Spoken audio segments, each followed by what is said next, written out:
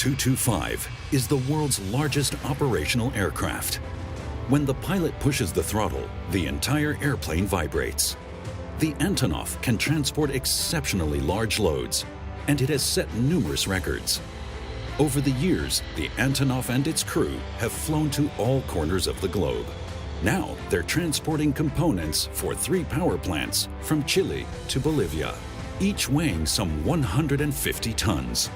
Along the way, the aircraft will cross over the Andes Mountains, whose peaks top 6,500 meters. It's the biggest mission this aircraft and its crew have ever flown. But the cargo aircraft is several decades old, so there's always something in need of repair. The best plane must have the best tools. Will the crew succeed in their mission?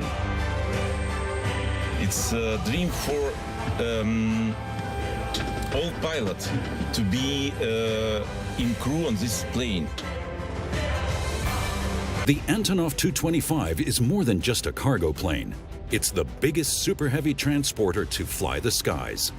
It features a carrying capacity of 250 tons, giving it a maximum takeoff weight of 640 tons. To top it off, it's also the only aircraft in the world powered by 6 engines. You'd think an aircraft like this would be brimming with high tech. But the Antonov was designed decades ago during the Soviet era. The cockpit, too, sports something of a retro flair.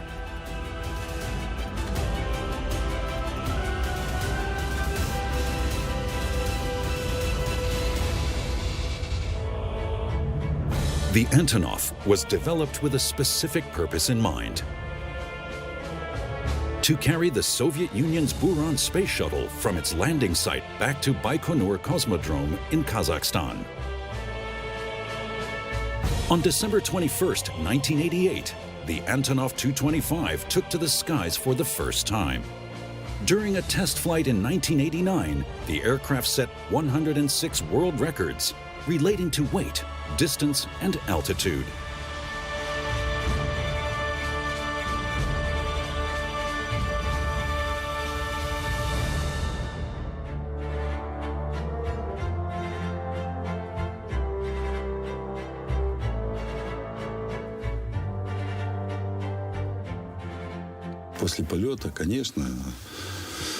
After the first flight, we were proud, of course. Proud that our designers built an aircraft like that. The first flight was so smooth that afterwards, I joked with the chief designer, saying, "If you keep building such good planes, you soon won't need any test pilots anymore."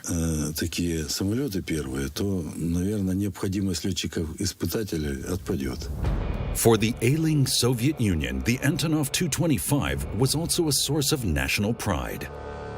After the Soviet Union collapsed, the Buran space program was canceled. The mega cargo transporter was mothballed.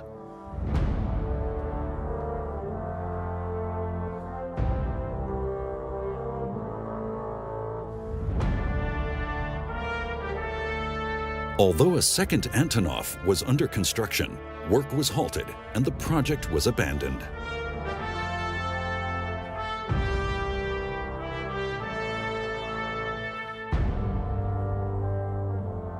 In 2001, Antonov Airlines returned the AN-225 to the skies. Not as a space shuttle transporter, but as a commercial cargo freighter. It's called upon when extremely large and heavy loads need to be transported. The cargo compartment can handle oversized payloads with ease.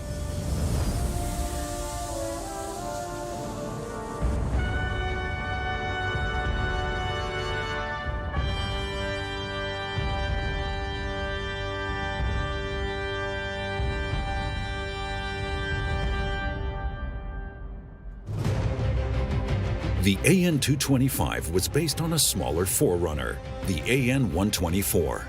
This forerunner can handle an additional 100 tons.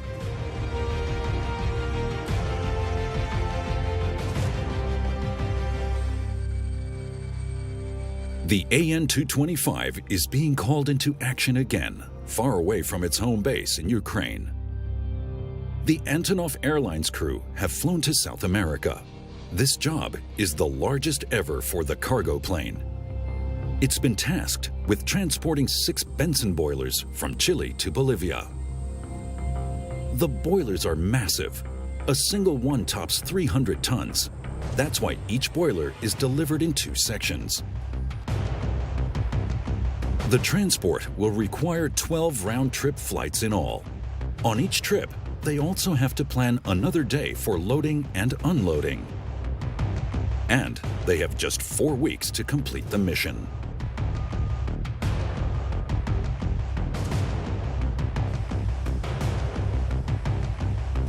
This is where the boilers will be used, here in the middle of the Bolivian jungles.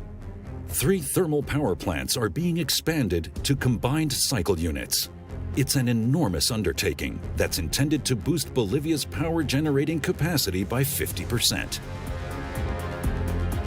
The components are being sent from all around the world by freighter, by truck,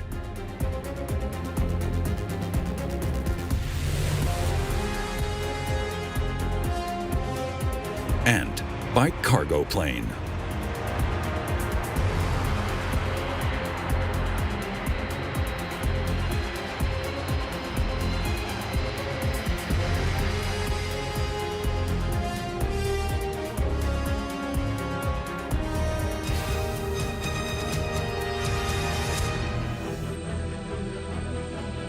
Levgen Golovnov is the Antonov Airline project manager assigned to this mission.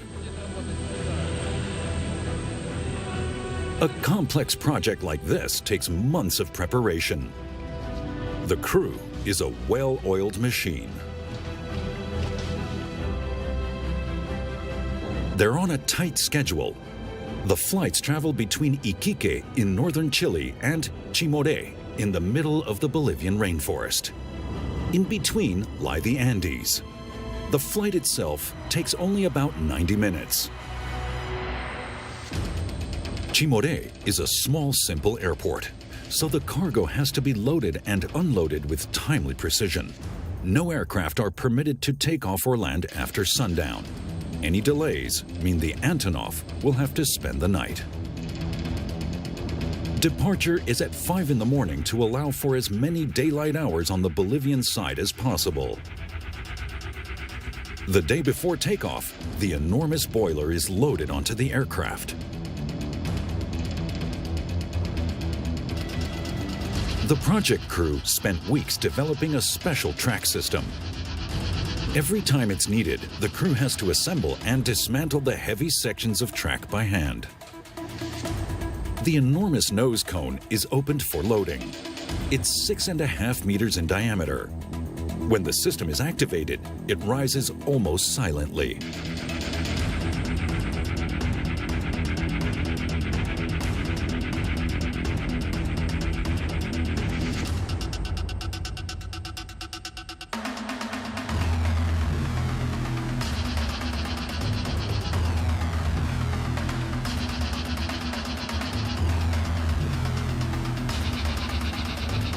But then, things get noisy. An enormous loading ramp is located behind the nose. First, the nose gear has to be retracted. The front of the aircraft kneels down, powered by a very loud motor. It all happens at the touch of a few buttons and levers, similar to the lift ramp of a truck.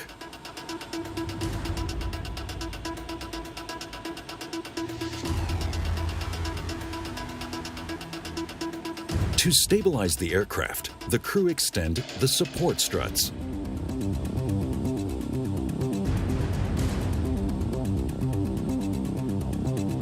It all runs like clockwork, but lowering the 175-ton aircraft requires intense concentration. Every step of the process is carefully monitored by the crew, especially loadmaster Sergei Onopchenko. Just a single moment of inattention could result in damage running into the millions of euros. The nose gear is now in a fully retracted position and is suspended slightly in the air. The Antonov 225 is now supported only by the struts. The loading ramp is unfurled, exposing the enormous mouth that will soon swallow the 150-ton payload. The crew is working with careful deliberation.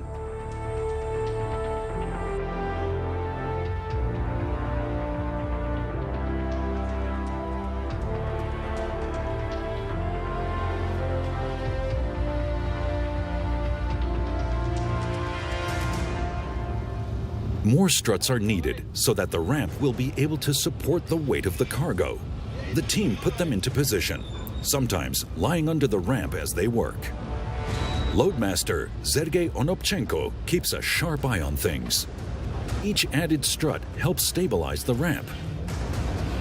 It's precision work done under time pressure.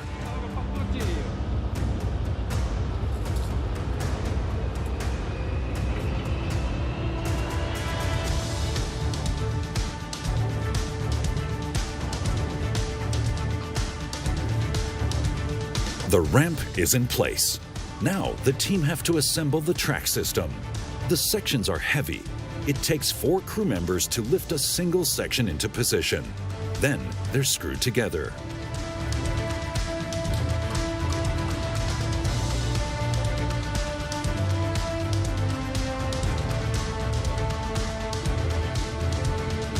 A forklift brings more steel sections, holding them in place until the struts can be shifted into position.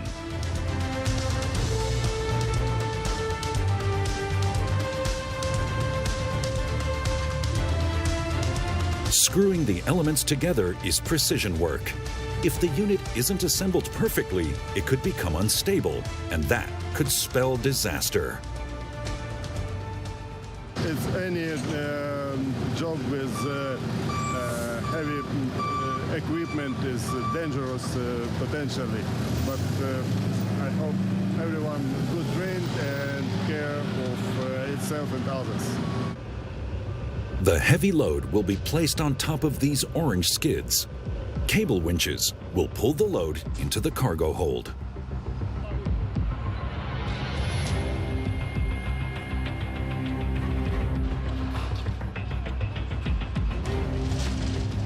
The mobile cranes are approaching. The crew directs them into position.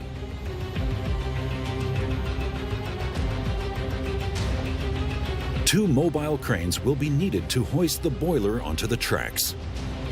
A single crane would never be able to master the 150-ton load.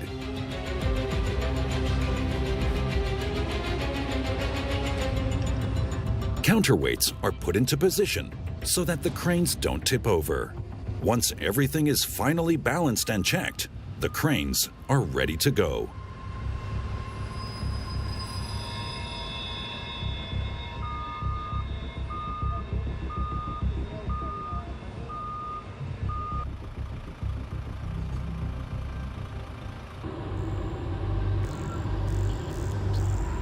The freight carrier is 40 years old, so there's always something in need of repair. The team from Antonov Airlines are specialists here too. They're usually able to handle small and even moderate-sized repairs on their own. But for that, they need the proper tools. Project manager Levgen Golovnov went to a store about 30 kilometers away and brought a new toolkit back with him, much to the surprise of his team. Technical people, they like tools and they enjoy them.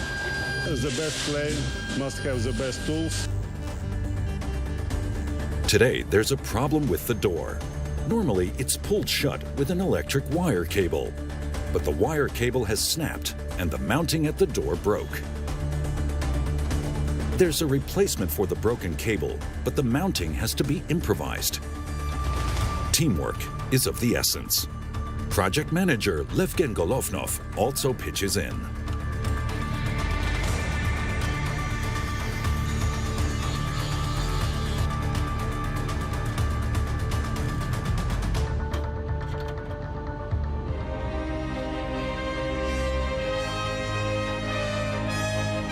Two hours later, the door is repaired.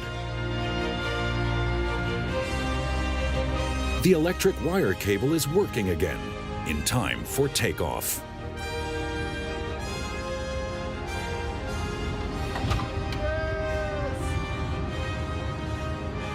Finally, we fix the door, and I hope it is a good job.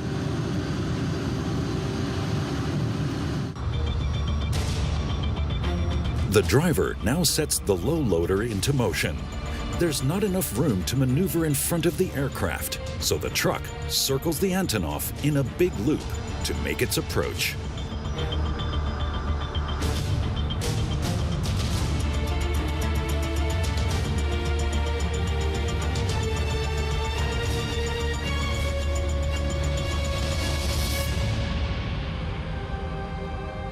The low loader stops right between the two cranes.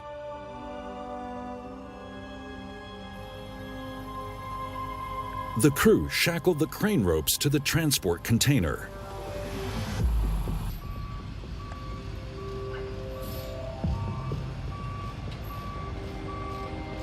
The cranes begin to hoist the container.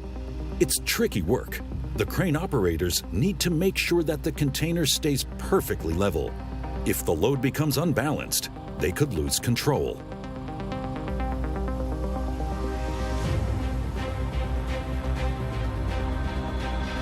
Once the freight container is safely hoisted, the low loader drives off.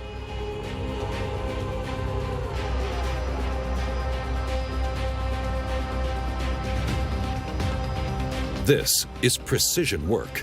The container ends up perfectly positioned above the tracks. The 150-ton cargo container is gently lowered into position.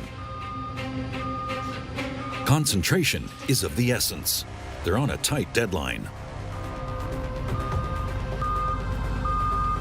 We would like just to have to complete this operation as early as possible, because tomorrow our departure very early in time, and to have normal good rest.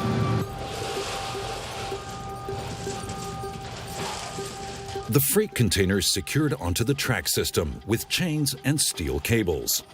The two cranes won't release their grip on the container until it's secured.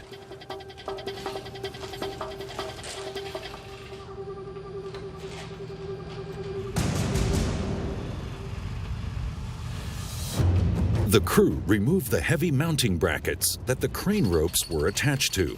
Otherwise, the container would be too tall to pass through the Antonov's freight hatch.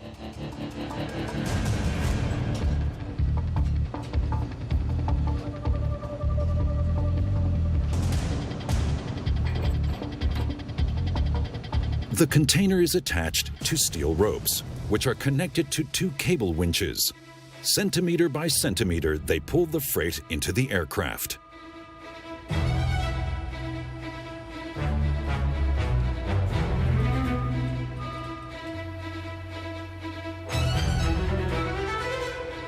The ropes have to wind evenly. Two crew members balance on boards to make sure the ropes are evenly distributed on the spool.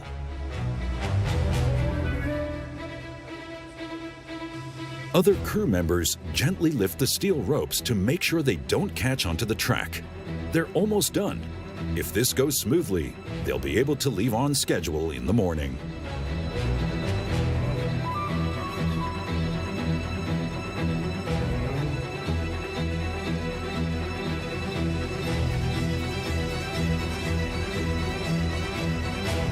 While the huge container slowly vanishes into the cargo hold, the team outside starts to dismantle the track. The boss also pitches in, even though he says his job is actually to do nothing. Nothing special. I try to help our guys, and I try to supply them all necessary and to reduce their activity. So nothing means a lot. Levgen Golovnov isn't a pilot, but he knows the An-225 like the back of his hand. The Antonov has a flight crew of 6, the pilot and co-pilot, 2 flight engineers, a navigator, and a communications specialist. The Soviet-era technology may be decades old, but it's still reliable. It's constantly being upgraded to meet the latest standards, but much of it is still analog. We would like to have under control as much as possible because the plane is unique and much more important to control everything on board when you can and not put responsibilities of computers. Behind the cockpit, there's a lounge area for the flight crew. Even in the lounge, regulations call for seatbelts. But there are also ropes along the ceiling. Just in the case if you need immediate access to the technical department, you have to use it. The heart of the Antonov is inside the wings. The technology isn't hidden behind steel panels. It needs to be accessible to the flight engineers. And now we'll try to get inside wing. Levgen Golovnov opens a hatch and enters the wing. The operating mechanisms in the wings are controlled from the cockpit and activated mechanically via wire cable winches. Any parts that wear out are regularly replaced. But the load-bearing parts of the fuselage are still original, dating back to 1988.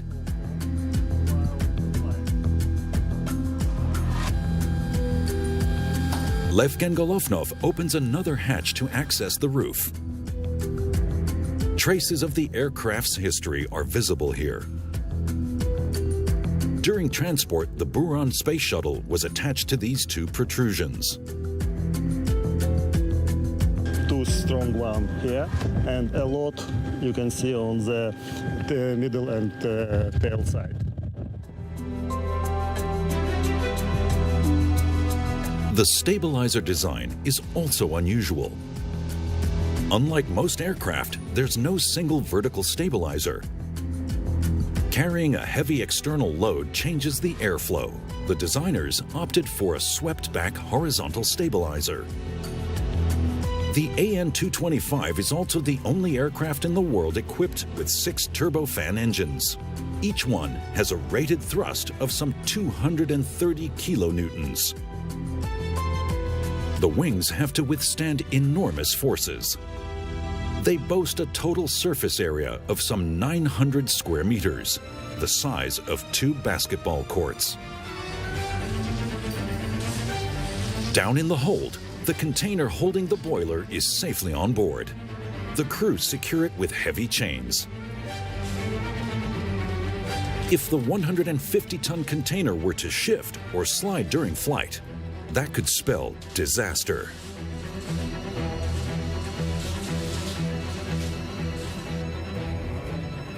The track system has been returned to the aircraft. It will make the trip to Bolivia so that the cargo can be unloaded.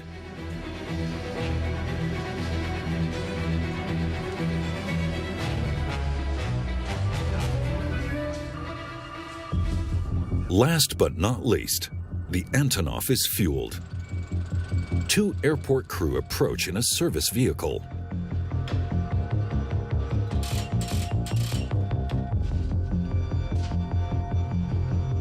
First, the grounding cable is attached.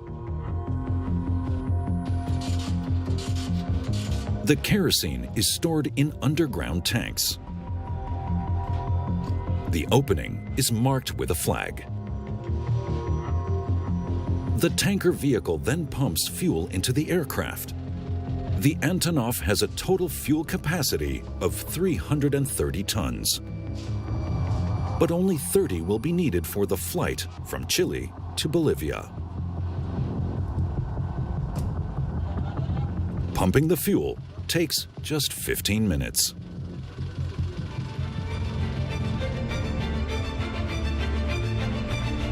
The loading ramp is retracted, and one of the onboard mechanics closes the enormous nose cone.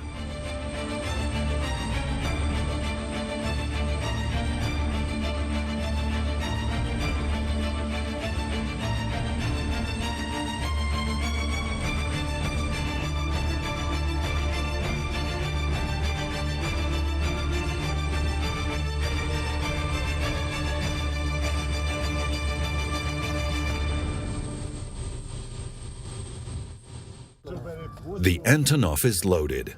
Time for the crew to get some rest.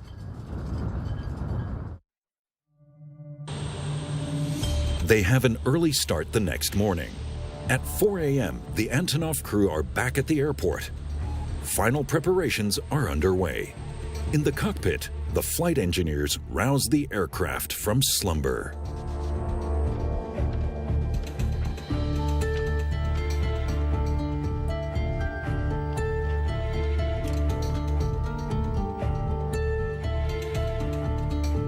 Outside on the tarmac, a tow truck is moving into position. It will push the aircraft out of its parking spot to the runway.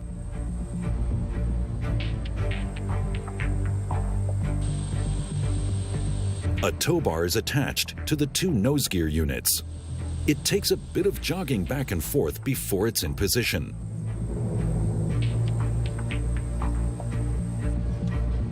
Then the bar is secured with bolts. The Antonov team brought the tow truck with them from Kiev. The ones here at the local airport aren't powerful enough to handle the world's largest aircraft. In the cargo hold, project manager Levgen Golovnov attaches a sensor to the container.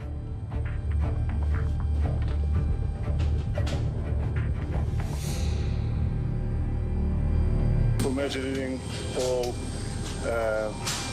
forces of the cargo during the flight, takeoff and landing. The container looks robust, but the boiler inside is equipped with complex technology. That's why the forces exerted on it will be documented on this laptop.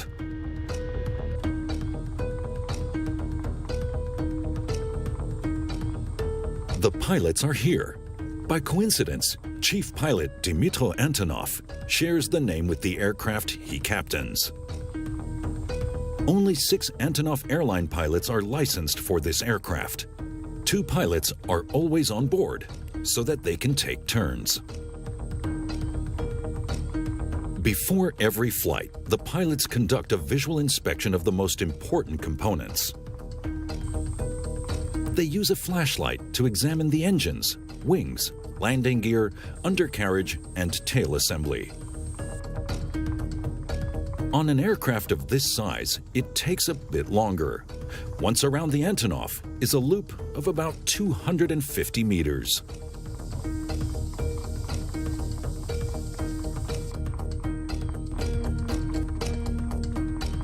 Everything looks in top shape.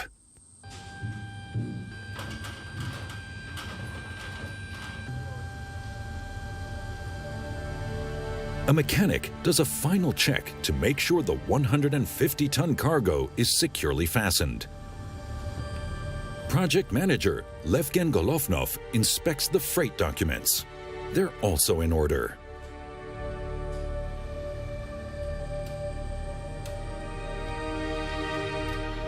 The takeoff routine is underway in the cockpit. Co-pilot Viktor Goncharov will be at the helm on the flight to Bolivia.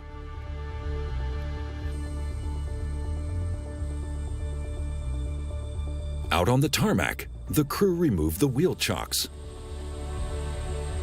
and pull the protective covering off the sensors. Then, the 448 horsepower tow truck will haul the behemoth out of its parking spot. According to airport regulations, the engines can only be powered up once the aircraft is on the runway. The tow truck moves the An-225 into position. The crew accompanies the aircraft the entire way, making sure there's nothing on the tarmac that could damage the tires. From their perch in the cockpit, the pilots wouldn't be able to see debris on the tarmac, especially in the dark.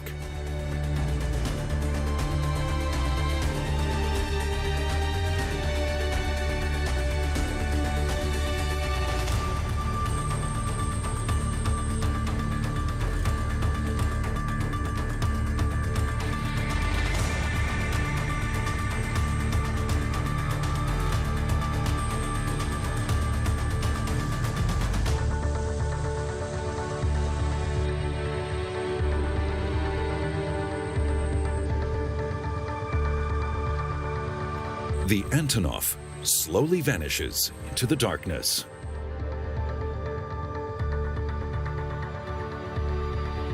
The pilots start up the 6 engines. Each one supplies 230 kilonewtons of thrust. It takes 4 minutes for the engines to fire up. Now the pilots open the throttle. The Antonov An-225 and its valuable 150 tons of cargo lifts off, headed for Bolivia.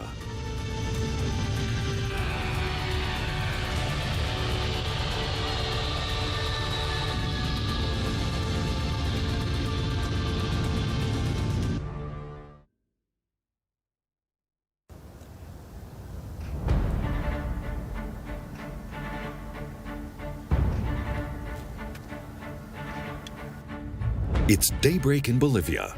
The Chimode airport is in the middle of the jungle. Normally, it's only small aircraft that land here.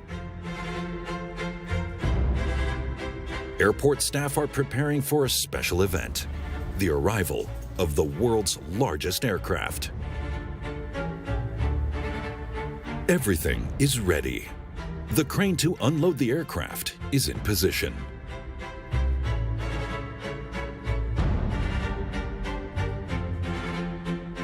The airport firefighting unit is also in place, just in case.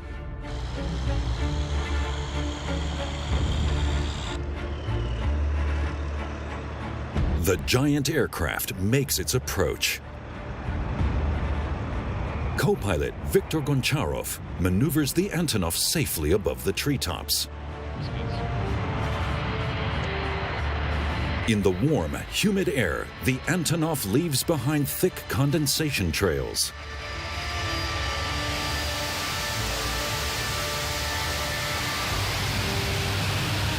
The landing strip at this remote airport is just 4,000 meters long, just long enough to accommodate the Antonov. At the end of the strip, Viktor Goncharov makes a turn and rolls to the parking area.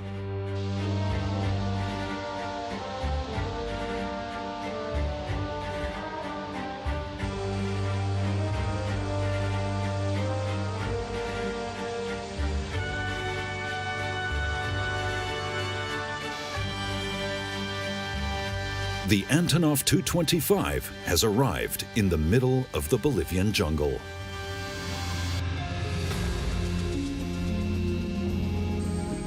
Speed is now of the essence.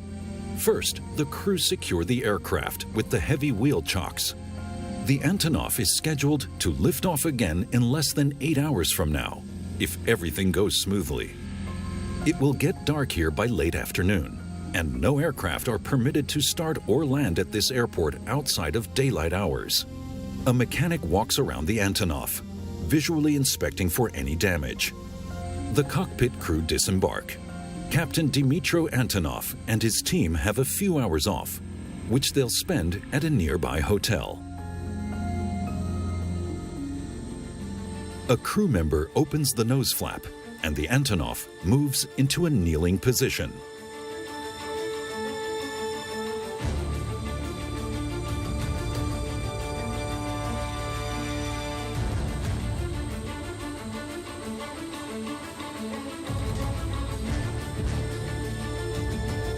The ramp is extended.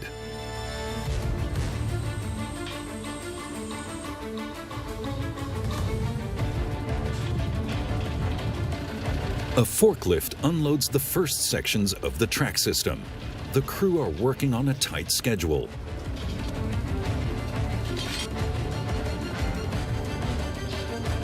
Project manager Levgen Golovnov wants to speed things up. He gets behind the wheel of the forklift.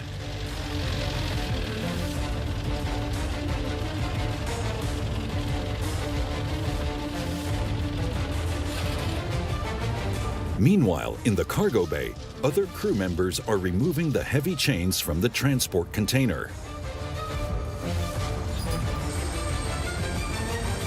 They are an experienced crew. Everyone is working at full throttle and full concentration. They know they can't afford any mistakes during unloading.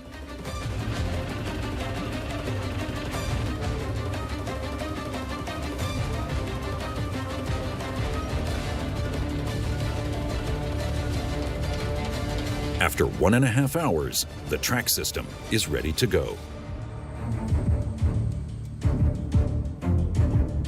We are on time. The average time we have for building RAM system after landing is 2 hours. But currently we have good team and past 1.5 hour and RAM system is almost ready. 2 mobile cranes are brought into position.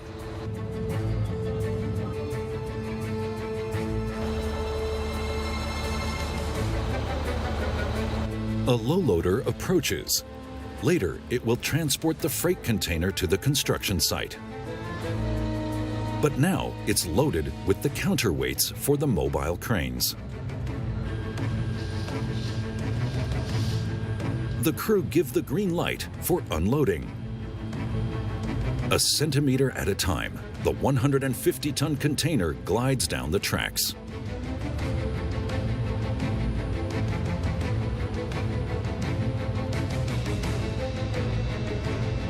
In the meantime, the cranes carefully extend their booms toward the aircraft.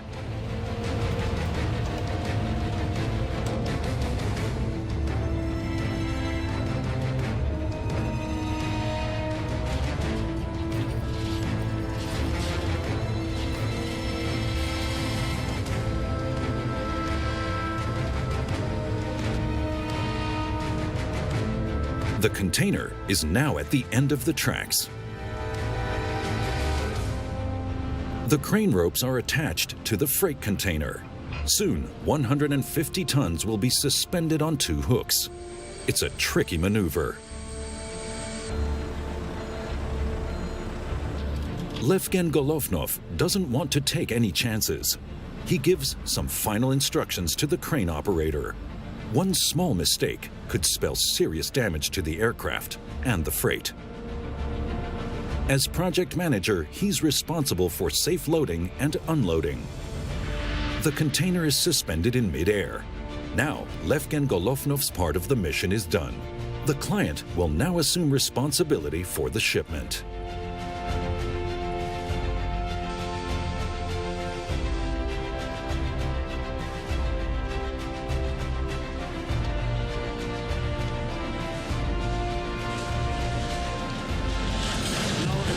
Time to sign delivery receipt.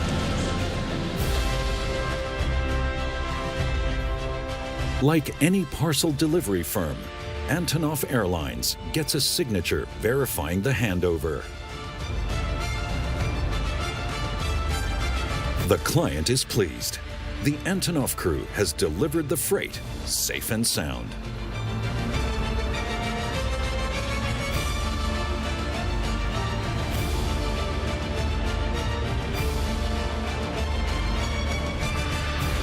In the meantime, the crane hauls the freight onto the low loader. The container is now safely on the trailer.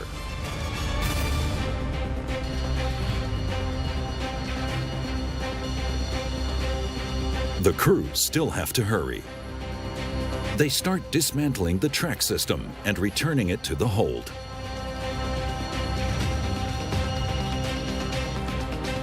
The sun will go down in just a few hours. Nighttime flights from the airport in the middle of the Bolivian jungle are banned. Project manager Levgen Golovnov again pitches in behind the wheel of the forklift. For local people, the colossal Antonov An-225 is a sensation. Entire families flock to the airport to catch a glimpse. Even a dog makes the trip. Though they're on a tight schedule, the crew always take the time to pose for a few pictures. Everything's safely stowed back on board. The ramp is retracted and the nose cone is closed. Everything seems well on schedule.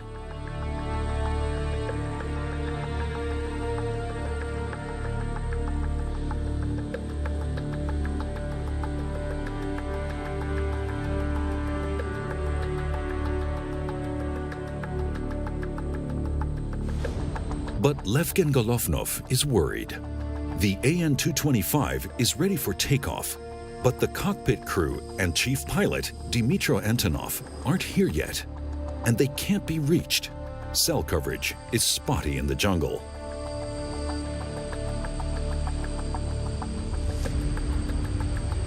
Finally, they arrive. The hotel shuttle was delayed. In the meantime, a Bolivian drug squad with a sniffer dog have been searching the aircraft. Everything is checked, even the cockpit crew's baggage. Narcotics smuggling is a major problem in South America. Not even the world's biggest aircraft is exempt from inspection. Everything is in order. The pilots and the flight engineers are free to board. Time for final flight preparations in the cockpit.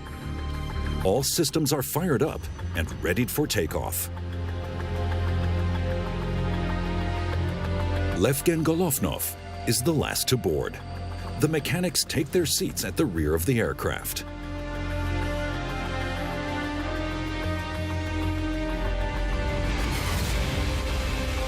The Antonov leaves its parking spot and heads to the runway. The 6 engines kick up a huge amount of dust. On the way, Captain Dmytro Antonov lets the engines warm up. Their powerful rumble vibrates the entire aircraft. There's no taxiway at this airport. The Antonov will have to turn on the runway.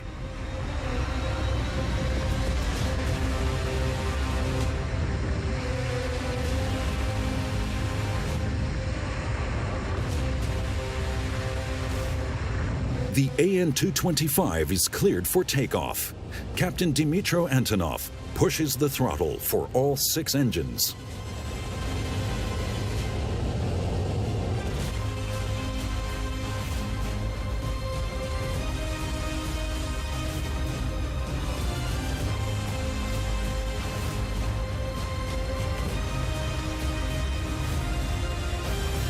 The giant aircraft takes off, heading back to Chile.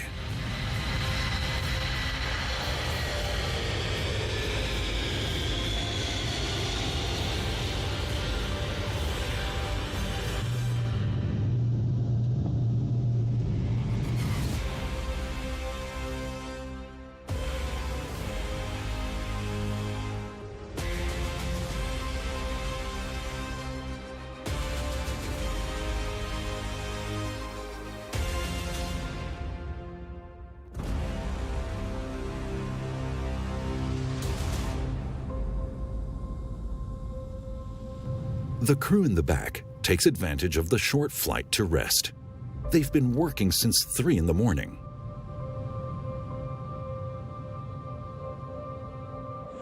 By now, the Antonov is crossing above the 6,500-meter high peaks of the Andes. The mountain range extends along the border between Bolivia and Chile. Less than 90 minutes after takeoff, Captain Dmytro Antonov approaches the airport at Iquique. On one side of the small airport lies the Pacific Ocean, on the other, the Atacama Desert.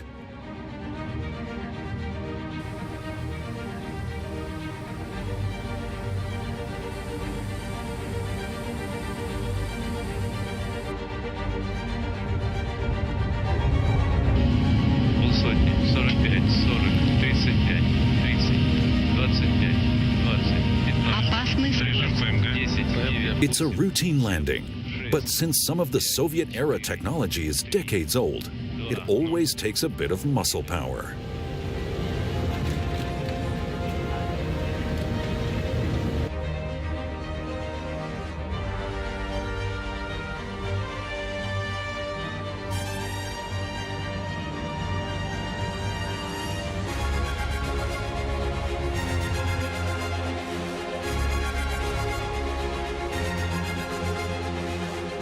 The giant aircraft is back where it started that morning.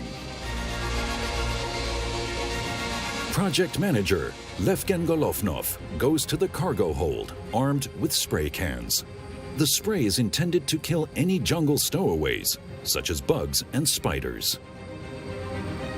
According to the local rule, we need to kill all insects in the cargo hold.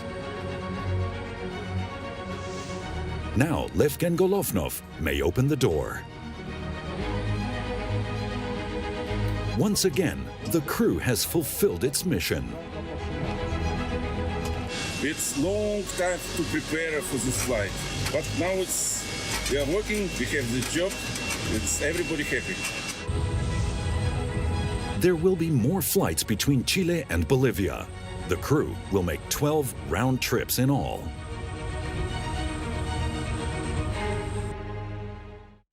Is a masterpiece of engineering.